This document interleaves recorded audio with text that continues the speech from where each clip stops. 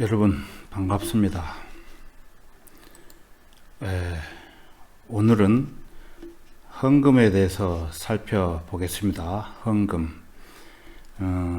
헌금은 첫째 하나님을 향한 성도의 신앙 고백이라고 했습니다. 그리스도인들이 하나님께 마땅히 바쳐야 할 일이 있는데 그 중에 하나가 헌금이라는 것입니다.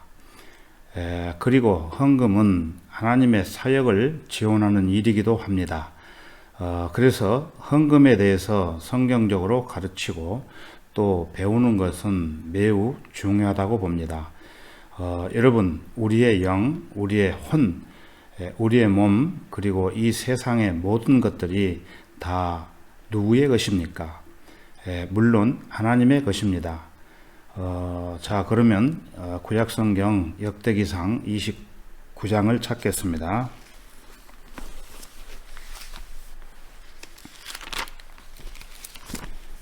역대기상 29장 12절입니다.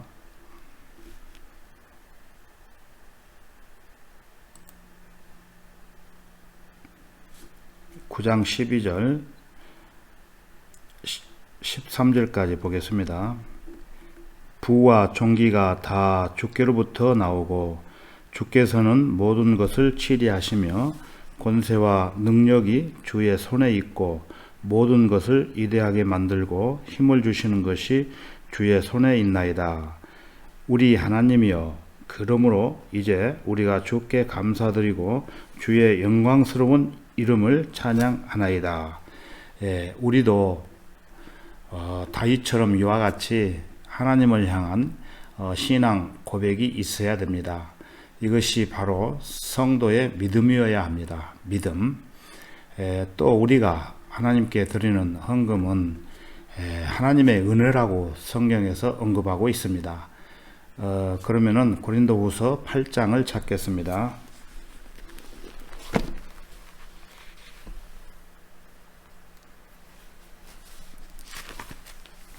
고린도후서 8장 5절입니다. 8장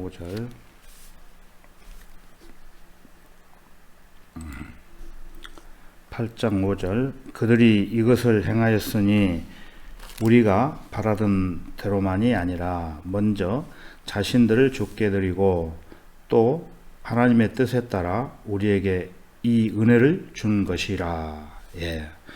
이 은혜를 준 것이라. 과연 여기서 말하는 은혜가 뭘까요? 여기서 말하는 은혜는 우리가 흔히 알고 있는 에베소 2장 8절에서 나오는 구원의 은혜를 말하는 것이 아니고 이것은 좀 특별한 은혜를 사용합니다. 8장 1절에서 2절을 보시겠습니다. 형제들아, 우리는 마케도니아 교회들에게 주신 하나님의 은혜를 너희에게 알게 하노라. 큰 환난의 시련 가운데서도 그들의 기쁨이 넘치고 그들의 심한 궁핍에도 풍부한 연보를 넘치게 하였느니라. 풍부한 연보가 나오죠. 그러면은 12절을 한번 보겠습니다. 12절. 먼저 할 마음만 있다면 사람이 가진 대로 받으실 것이며 없는 것을 받지는 아니하시리라.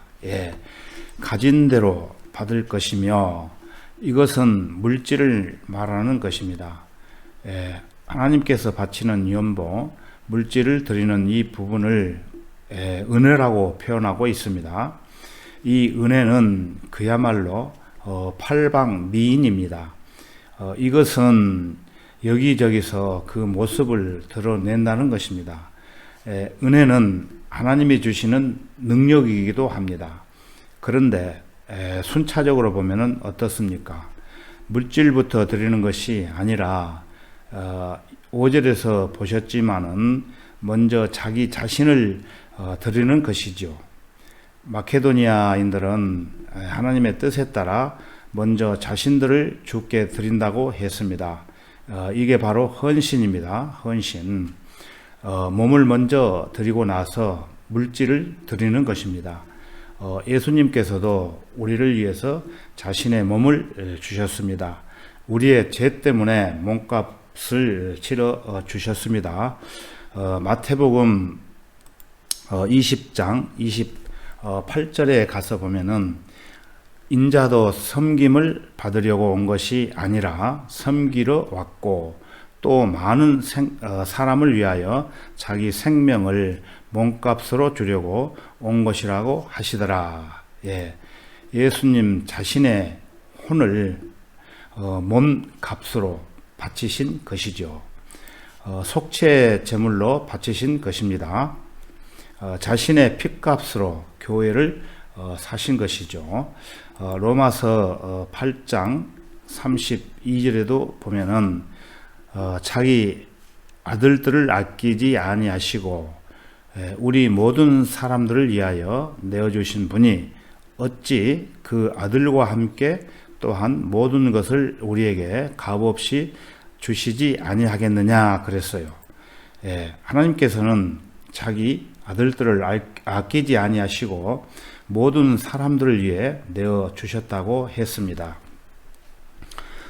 예수님께서는 모든 것들을 아끼지 아니하시고 이미 주셨습니다. 그래서 우리는 이미 받았고 또 지금도 받고 있으며 앞으로도 그 모든 영적인 은혜와 물질적인 복을 저와 여러분이 계속 받게 될 것입니다. 이런 이유 때문에 우리는 우리가 받을 그 모든 것들을 하나님께 돌려 드려야 되는데 기본적으로는 자신의 몸을 먼저 드리고 그 다음에 물질을 은혜로서 바치는 것입니다. 자, 그렇다면 구체적으로 헌금이라고 했을 때 과연 무엇을 드려야 되는 것일까요? 그리스도인이 첫 번째 드려야 될 것은 앞에서 보셨지만 자신의 몸이지요. 몸을 먼저 드려야 됩니다. 그러면 고린도전서 6장 19절에서 20절을 찾아보겠습니다. 고린도전서 6장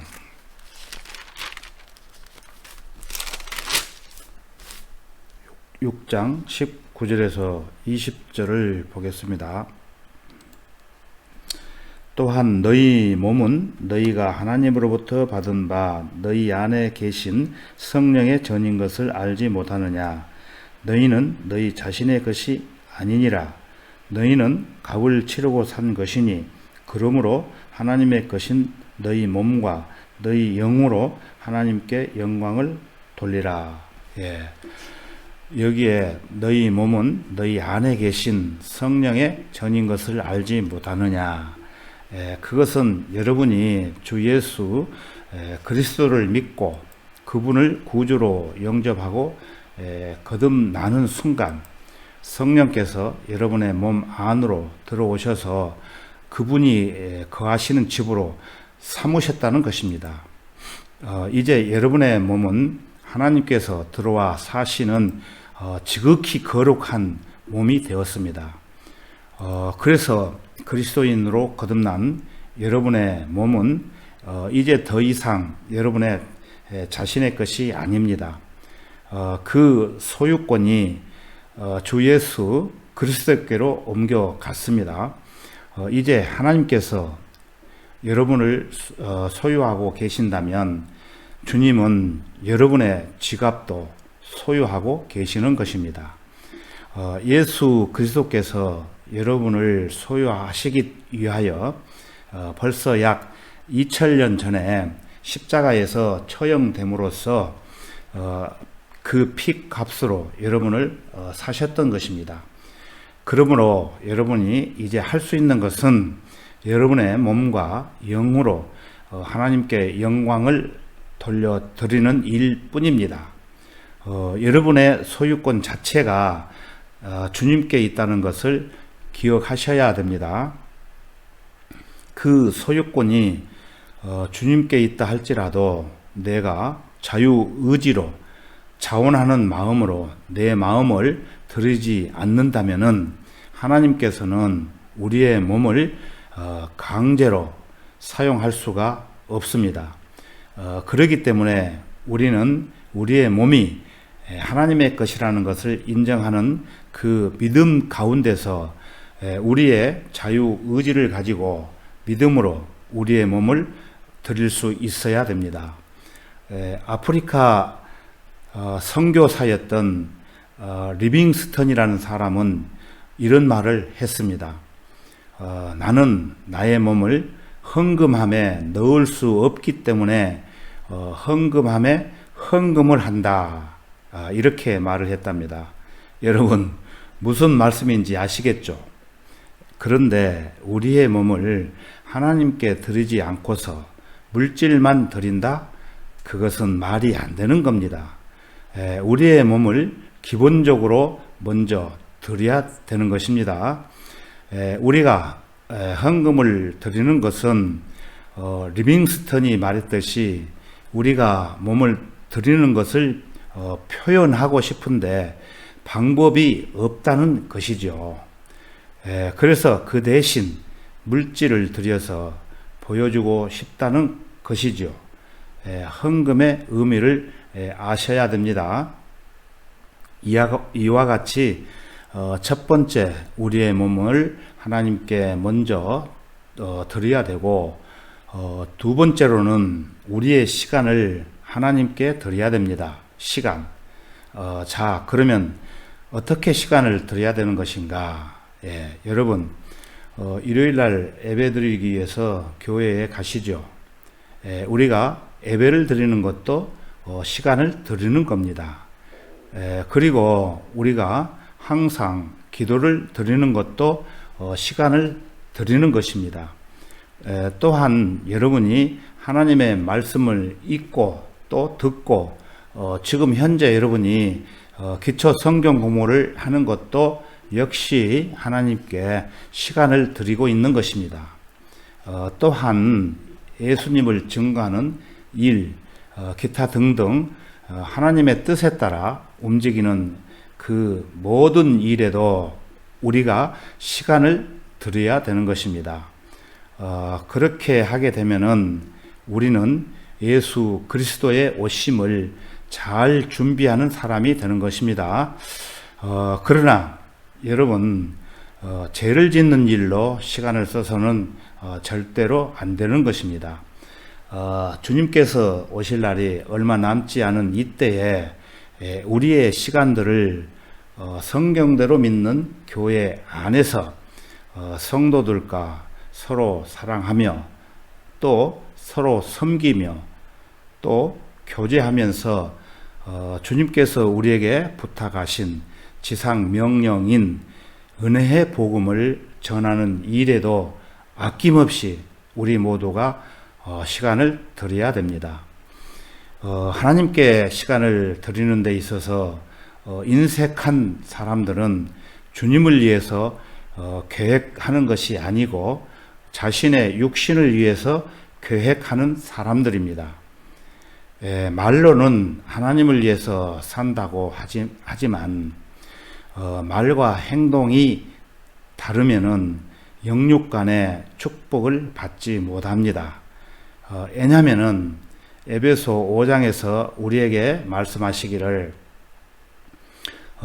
미련한 사람들이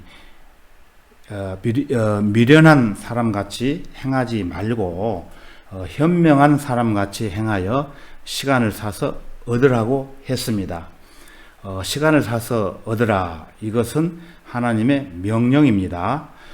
이 명령을 어기고 돈 모으는 일에만 시간을 쓰다 보면은 믿음에서 떠날 수 있다고 우리에게 교훈하고 있습니다. 자, 그러면은 디모데전서 6장을 찾겠습니다.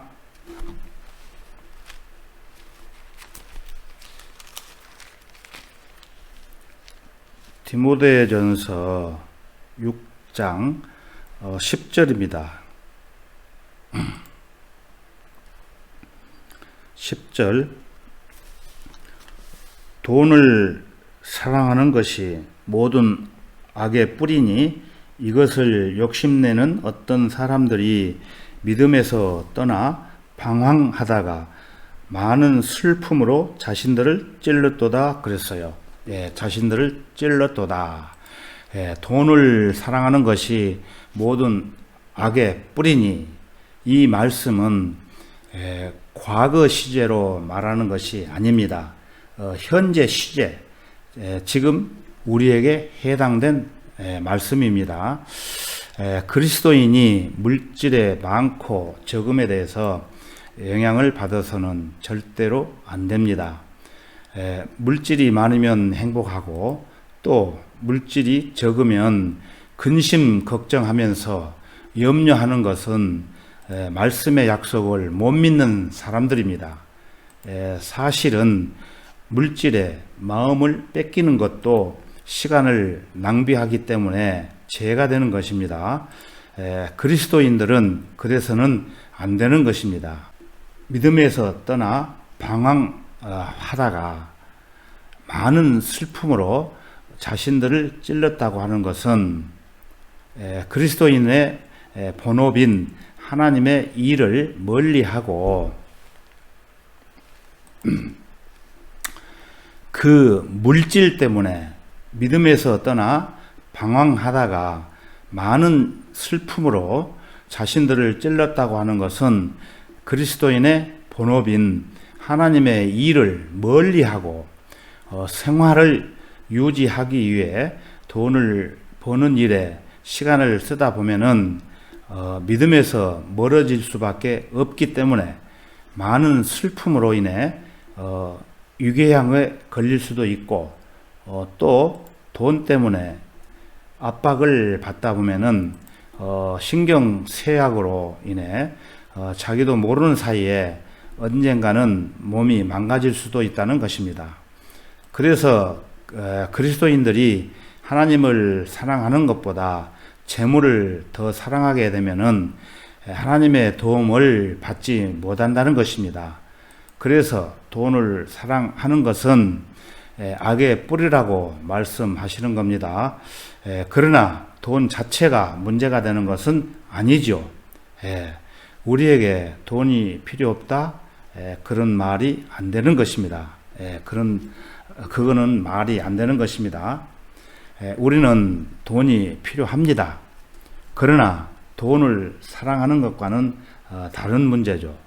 우리에게 필요한 돈이 모든 악의 뿌리가 아니라 돈을 사랑하는 것이 모든 악의 뿌리라고 하나님께서는 분명히 말씀하고 있습니다. 우리가 돈을 사랑하는 것은 하늘의 유업보다는 이 땅의 재물에 마음을 뺏기기 때문입니다. 우리가 돈에 자기 마음을 빼앗기고 있는 한 믿음의 경건한 삶은 불가능할 수밖에 없습니다. 우리는 물질에 대한 이러한 기본적인 자세를 아는 것이 아주 중요합니다. 그리고 어떤 사람들은 매일같이 TV에서 나오는 것을 보고 있죠. 그것은 연속극을 하나도 빼놓지 않고 다 보고 있고 또 친구들을 만나서 복음을 전하지 않고 그 사람들하고 수다를 떨면서 시간을 허비하는 사람들이 많이 있습니다. 우리는 시간을 사서 얻어야지 시간을 낭비하게 되면은 죄를 짓는 것입니다. 여러분, 하나님을 위해서 헌신하는 시간을 하루에 여러분이 얼마나 투자하고 계십니까? 그리스도인이 너무 인색하면은 안 되는 것입니다. 여러분이 제주 지역 교회에서 하는 모든 일에 대해서 나 한 사람이 없다고 해서 별 지장 없겠지 하고 관심을 갖지 않는다면은 그 지역 교회는 누가 운영해 나가겠습니까? 그런 생각에 사로잡혀서 어떤 특별한 일이 없는데도 불구하고 지역 교회를 등한시하고 혹 시간을 투자하지 않는다면은 그것도 잘못된 것입니다. 우리 모두가 하나님의 일에 시간을 투자해야 됩니다. 자, 그러면은 헌금을 어떻게 구체적으로 하나님께 드려야 되는 것인가? 그 첫 번째는 우리가 자원하는 마음으로 드려야 됩니다. 고린도 후서 9장을 찾아보겠습니다.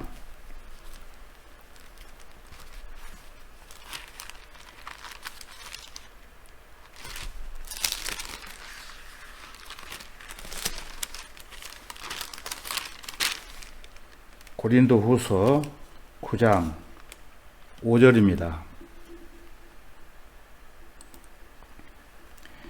그러므로 나는 그 형제들에게 권하여 그들이 너희에게 먼저 가서 너희가 전에 알려준 너희의 연보를 미리 준비하도록 하는 것이 필요하다고 생각하였노라. 이렇게 준비하는 것이 연보 같고 억지로 한 것 같지 아니하니라. 하나님께서 드리는 물질은 하나님께 드리는 물질은 어떤 강제성이 있으면은 안 되는 것입니다. 자원하는 마음으로 드려야 됩니다. 하지만 기성교회는 어떻습니까? 전에 다녔던 교회에서 여러분이 많이 보셨지요. 복음을 전하는 일과 관계없는데도 불구하고 어떤 사람은 자기 집을 은행에 담보로 잡히고 수많은 돈을 헌금하게 하는 일들이 많이 있었죠. 심지어는 나이 많은 노인들에게까지 카드를 만들어주면서 현금으로 결제하는 사례가 있었는데 지금 현재까지도 그것이 끝나지 않고 진행되고 있습니다. 그러나 헌금이라고 하는 것은 반강제적으로 의무적으로 내는 것이 아닙니다. 억지로 하지 않고 반드시 자원하는 마음으로 헌금을 드려야 되는 것입니다. 고린도후서 8장 12절을 다시 한번 보시면은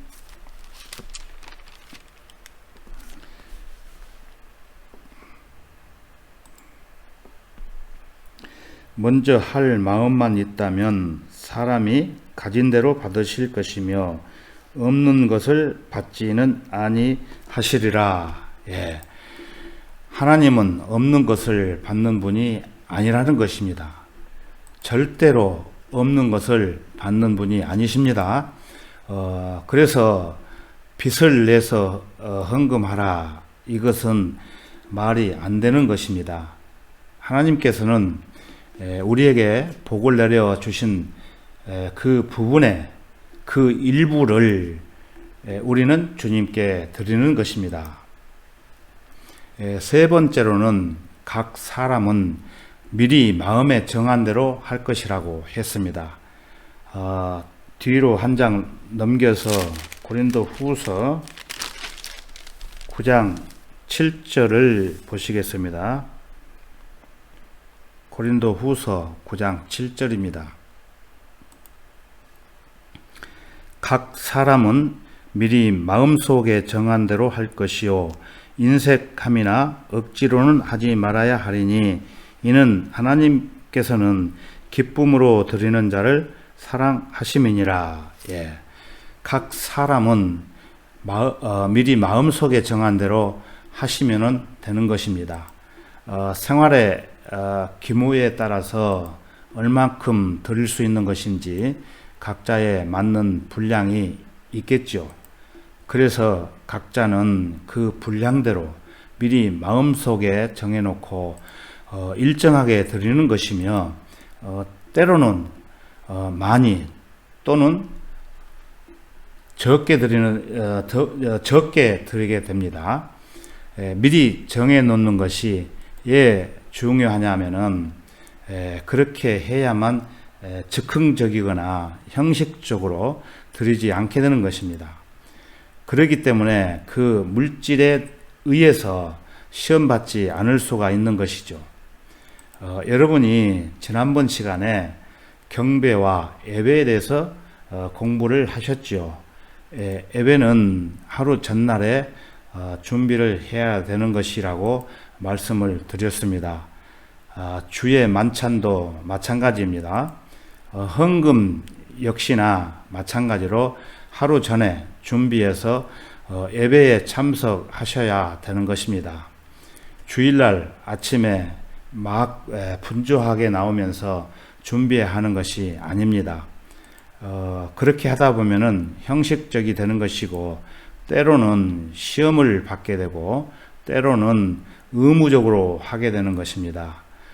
미리 하나님께 예배를 준비하면서 우리가 물질도 준비하는 습관을 여러분이 가지셔야 합니다.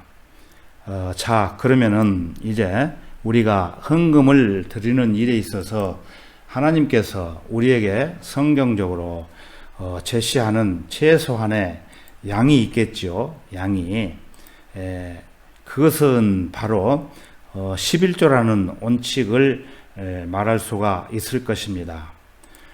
시작 시대에 살고 있는 그리스도인은 물론 구약의 율법에 얽매이는 사람들이 없겠지만, 그러나 구약에 나오는 어떤 원칙을 통해서 우리는 물질을 드리는 데 있어서 어떤 모범을 배울 수가 있을 것입니다.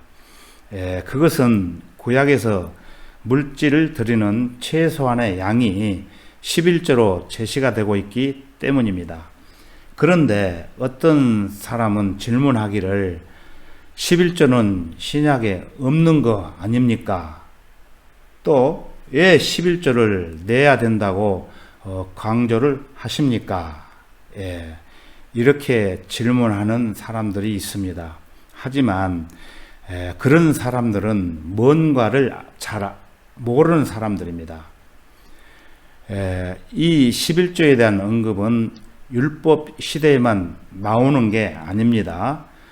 율법 시대 이전에도 11조를 언급하고 있고, 율법 시대는 말할 것도 없고, 율법 시대 이후인 교회 시대에도 11조에 대한 것이 등장을 합니다. 율법 시대 이전에는 누가 있었나요? 아브라함과 야곱이 있지요. 실제로 11조를 드렸다는 내용이 있습니다. 아브라함은 창세기 14장에서, 또 야곱은 창세기 28장에서 10분의 1을 드렸다고 언급하고 있습니다. 특히나 아브라함은 육신적으로 이스라엘의 조상이면서 영적인 면에서 본다면 우리의 믿음의 조상이기도 하지요. 율법 시대에는 유대인들이 율법 아래서 11조를 드렸습니다. 그것은 레위기에 나오는 율법입니다. 그 율법 이후 시대에도 히브리서 7장에 따르면은 아브라함이 언급되면서 11조에 대한 어떤 의미가 부여되고 있습니다. 율법 이전에도 아브라함이 11조를 드렸듯이 레위인도 아브라함 안에서 11조를 바쳤다고 말씀하고 있습니다.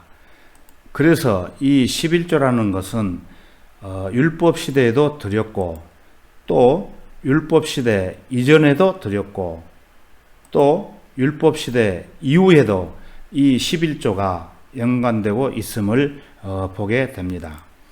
그런데 유대인들은 사실 11조만 드렸던 것이 아니라 자세히 보면은 10의 3, 약 30%까지 드렸습니다. 특히나 신약에 와서 11조가 폐기되었다는 그런 언급은 찾아볼 수 없습니다. 그러므로 우리가 물질을 드리는 일에 있어서 11조라고 하는 것은 최소한의 양으로 우리에게 제시가 되는 것입니다. 은혜 시대가 아니었던 율법 시대에도 10분의 1 이상을 드렸다고 한다면은 은혜 시대에 살고 있는 우리는 한 번 더 생각해 볼 필요가 있는 것입니다. 그래서 우리는 최소한의 10의 1의 양을 제시할 수 있다는 것입니다. 네 번째로는 기쁨으로 드려야 됩니다. 기쁨으로. 고린도 후서 9장 7장을 다시 보시면은 각 사람은 미리 마음속에 정한 대로 할 것이요 인색함이나 억지로는 하지 말아야 하리니 이는 하나님께서 기쁨으로 드리는 자를 사랑하심이니라. 인색함이나 억지로 해서는 안 됩니다. 기쁨으로 드려야 됩니다. 기쁨으로 드리게 되면은 하나님께서 기뻐하십니다. 또한 하나님께서는 그런 자를 사랑하십니다. 여러분이 기쁨으로 드릴 때에 아주 중요한 몇 가지 일들이 일어납니다. 첫 번째, 여러분이 드리는 것보다 더 많이 돌려받을 수 있습니다. 두 번째로는 여러분이 베풀어 준 그 사람에게 개인적으로 축복이 되는 것입니다. 세 번째로는 여러분이 그들의 필요한 것을 공급하게 되면은 그들은 그것을 기도 응답으로 여기게 됩니다. 그래서 그들은 그에 대한 보답으로 여러분을 위해 기도하고 또 하나님께 감사를 드리게 되는 것입니다. 다섯 번째로는 하나님께서 번성케 하신 대로 드려야 됩니다. 고린도전서 16장을 찾겠습니다.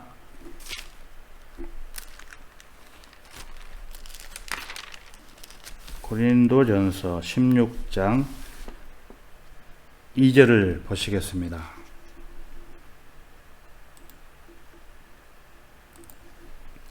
(16장 2절) 매주 첫날에 너희 각자가 하나님께서 번성케 하신 대로 따로 저축하여 두어서 내가 갈 때에 모금하는 일이 없게 하라.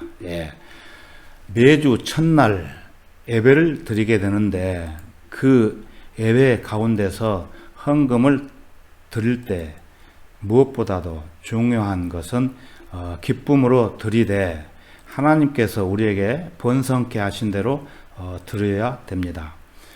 이것은 여러분들이 헌금에 동참하는 자세에 대하여 신약이 우리에게 가르치고 있는 교훈의 핵심입니다.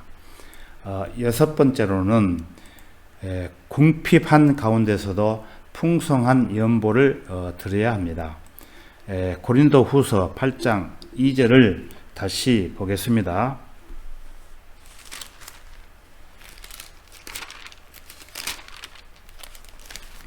고린도 후서 8장 2절입니다. 큰 환난의 시련 가운데서도 그들의 기쁨이 넘치고 그들의 심한 궁핍에도 풍부한 연보를 넘치게 하였느니라. 그 큰 환난과 그들의 심한 궁핍에도 풍부한 연보를 넘치게 드렸다는 것입니다. 성숙한 그리스도인들은 하나님께 헌신적으로 드리게 되어 있습니다. 더군다나 내가 사랑하는 지역 교회 안에서 주님께 드리는 것이라면은 그렇게 여러분이 어렵게 느껴지지 않을 것입니다. 재물이 차고 넘쳐야만 드릴 수 있는 게 아닙니다.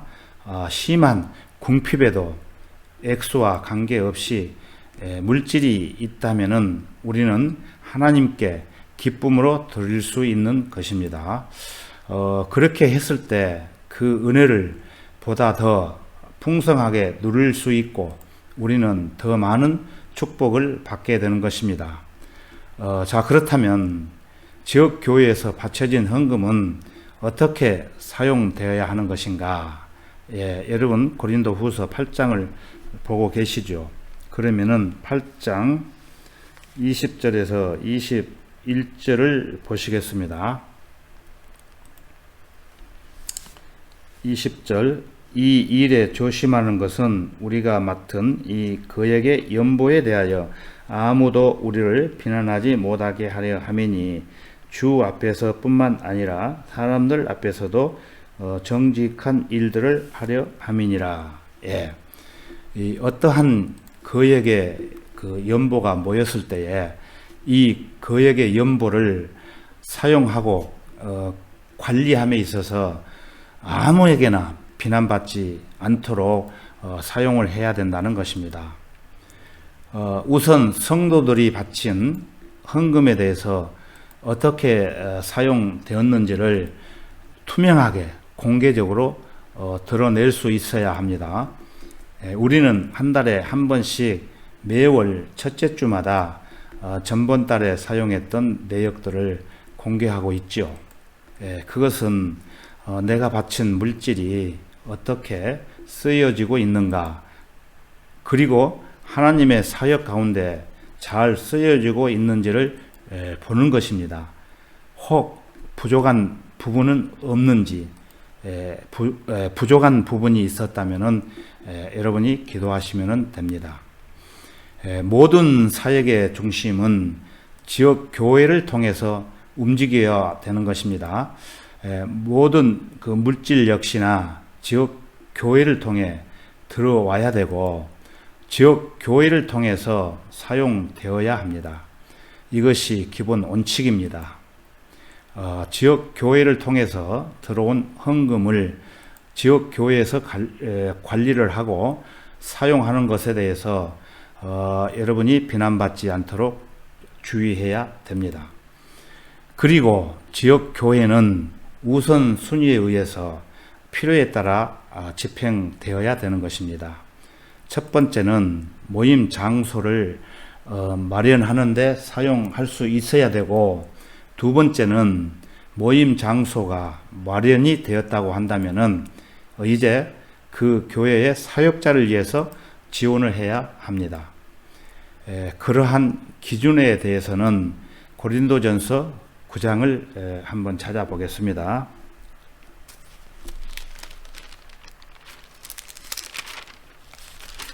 고린도전서 9장 13절 보겠습니다. 9장 13절입니다. 성전의 일을 하는 사람들은 성전에서 나오는 것을 먹고 제단을 섬기는 사람들은 제단에 있는 것으로 나누어 가진다는 것을 너희가 알지 못하느냐? 이와 같이 사역자에게는 필요한 생활비를 교회에서 주어야 되는 것입니다. 여러분, 교회에서 나오는 11조나 헌금을 가지고 전도인에게 생활비로 지급해야 되는데, 그렇지 않고 성도들이 하나님께 드린 그 헌금을 가지고 복음과 관계없는 많은 부동산을 사들이고 또 자기 가족들이 먹고 사는 일에 양심의 가책도 없이 돈을 물 쓰듯이 쓰고 살았던 어떤 사람이 있었습니다. 그런데 전도에게는 쥐꼬리만한 생활비를 어떻게 지급했을까요? 저는 알고 있습니다. 그것은 명목상 어떤 회사에 소속원으로 정해놓고 그 회사에서 어떤 일도 시키지 않으면서 편법으로 생활비를 지급했던 사실들이 있었습니다. 그 이유는 성도들이 내는 11조와 헌금은 자기 마음대로 사용해도 되는 것으로 착각을 하고 그런 식으로 조작을 했던 것입니다. 성경에서 뭐라고 말씀하십니까? 성전의 일을 하는 사람들은 성전에서 나오는 것으로 먹고, 제단에서 섬기는 사람들은 제단에 있는 것으로 나누어 먹는다고 되어 있지요. 그런데 교회 지도자라고 하는 사람이 돈에 욕심이 생겨서 교회에서 나오는 11조와 헌금을 자기 마음대로 착복하고 하나님께 죄를 짓는 일들을 서슴지 않고 자행했기 때문에 하나님께서는 그 사람을 징계하신 일이 있었습니다. 여러분, 사역자를 위한 교회의 말씀들이 갈라디아서 6장 6절, 또 디모데전서 5장 17절에서 18절에도 기록이 되어 있습니다. 나중에 읽어보시기 바랍니다. 그러나 성경대로 믿는 우리 교회는 어떻습니까? 물론 교회가 처음 생겼을 때 초창기에는 헌금이 적절하게 들어오지 않지요. 그래서 사역자가 직접 일을 하면서 교회를 운영해 나가기도 합니다. 하지만 사역자는 기본적으로 지역 교회에 대해서 무엇에 집중해야 됩니까? 여러분, 기초 성경 공부를 통해서 전에 배우셨죠? 그것은 말씀과 기도의 사역 역사를 집중해야 되는 것입니다. 그렇게 하기 위해서는 교회가 어느 정도 안정이 된다 싶으면은 사역자가 자기가 하던 일을 해서는 안 되고 교회 사역에 집중할 수 있도록 그 사역자의 생활비를 주어야 되는 것입니다. 저에게는 생활비를 지급해 달라는 얘기가 아닙니다. 저는 하나님께서 이미 저에게 풍성하게 마련해 주셨습니다. 여러분이 염려하지 않으셔도 됩니다. 세 번째는 돈이 여유가 있다면 지역 교회에서 사역에 필요한 실질적인 경비를 지출해야 되는 것입니다. 교회 기본 운영비부터 시작해서 복음을 전하고 증거하는 데 사용해야 되고, 또 선교 활동을 지원하는 데 사용을 해야 됩니다.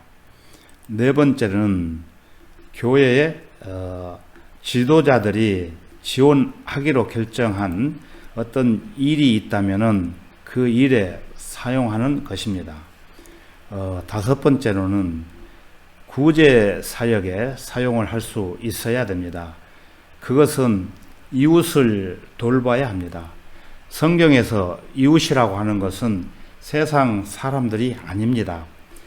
성경에서 이웃의 정의는 같은 믿음을 갖고 공유하는 사람들입니다. 즉 구원받은 그리스도인을 말하는 것입니다. 그래서 교회 안에서 어떤 성도 중에서 궁핍한 가정들이 있거나 또 물질적으로 어려워서 교회를 나오지 못하는 성도들이 있다면은 지역 교회 헌금을 사용할 수가 있습니다. 또는 경제적으로 능력이 없는 사람들인 나이 많은 과부나 고아들을 지원할 수 있습니다. 물론 젊은 과부는 거절해야 됩니다. 일을 할 수 있기 때문입니다. 일을 할 수 있는데도 불구하고 하지 않는 사람은 교회에서 지원할 수가 없습니다. 그래서 이러한 것들이 다 이루어졌다고 본다면은 이 세상 사람들 향해서 지원을 하는 것입니다. 결론적으로 우리는 은혜의 구원을 받았습니다. 그리고 그 은혜로 모든 것을 풍성히 누릴 수 있도록 하나님께서 우리에게 계속 도와주시고 계십니다. 여러분 한번 곰곰이 묵상해 보시기 바랍니다. 올바른 말씀, 또 올바른 교회, 또 건전한 생각, 또 경건한 생활, 그리고 아주 귀한 형제 자매들과 주님의 몸된 교회 안에서 진리의 말씀으로 주님과 동행하는 신앙 생활을 할 수 있다는 것이 얼마나 감사합니까? 이런 모든 것들을 여러분 어디에서 발견할 수 있습니까? 특히 우리가 성경대로 믿는 일에 동참할 수 있는 모든 부분들, 이런 것들을 생각해 볼 때 우리는 하나님께 항상 감사를 드려야 할 것입니다. 그래서 우리는 지금까지 제가 말씀드린 대로 행동을 해야 되는 것을 다시 정리를 해보면은 하나님께서 몸을 먼저 드려야 되고, 하나님께 몸을 먼저 드려야 되고, 또 시간을 드려야 되고, 또 물질을 하나님께 드려야 됩니다. 여러분이 지금까지 이런 것들이 미진했다면은 이번 계기를 통해서 이제 2020년 한 해가 저물어 가고 있습니다. 새로운 대망의 새해를 맞이하기 전에 오늘 들으셨던 하나님의 말씀들을 다시 한번 마음판에 새겨가지고 잘 마무리하셨으면 합니다. 다 같이 기도드리겠습니다.